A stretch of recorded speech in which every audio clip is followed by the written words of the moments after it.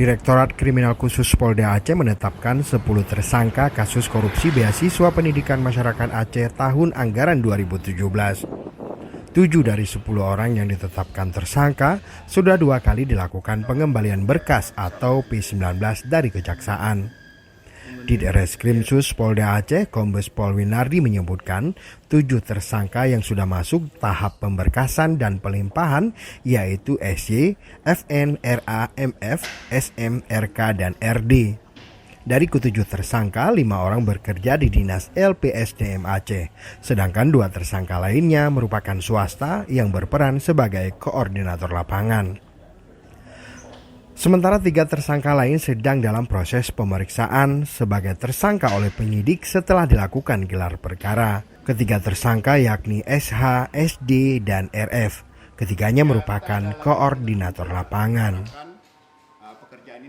Ini teman-teman sekalian bahwa kita sudah mengumpulkan alat bukti yang kita dapatkan saat ini. Ada satu mantan anggota dewan dengan inisial DS, itu sudah kita lengkap alat buktinya. Tinggal kita tetapkan sebagai tersangka dan tinggal proses untuk kita jadikan berkas perkara. Nah, DS ini saat ini posisinya sedang ditahan di lapas di Jakarta Pusat. Jadi kita penyidik sudah berkoordinasi untuk kita lakukan pemeriksaan sebagai tersangka.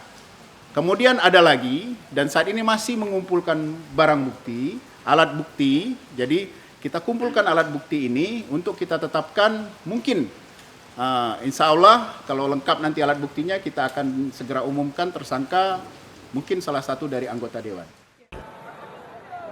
Dugaan kasus korupsi beasiswa masyarakat Aceh tahun 2017 itu dialokasikan sebesar 19 miliar rupiah untuk 829 penerima, mulai dari tingkat pendidikan D3, D4, S1, S2, dokter spesialis, dan S3 baik luar maupun dalam negeri. Korupsi beasiswa ini terendus setelah banyak penerima beasiswa tidak sesuai persyaratan dan adanya pemotongan dana yang tidak wajar oleh sejumlah pihak. Tim Liputan Aceh Video.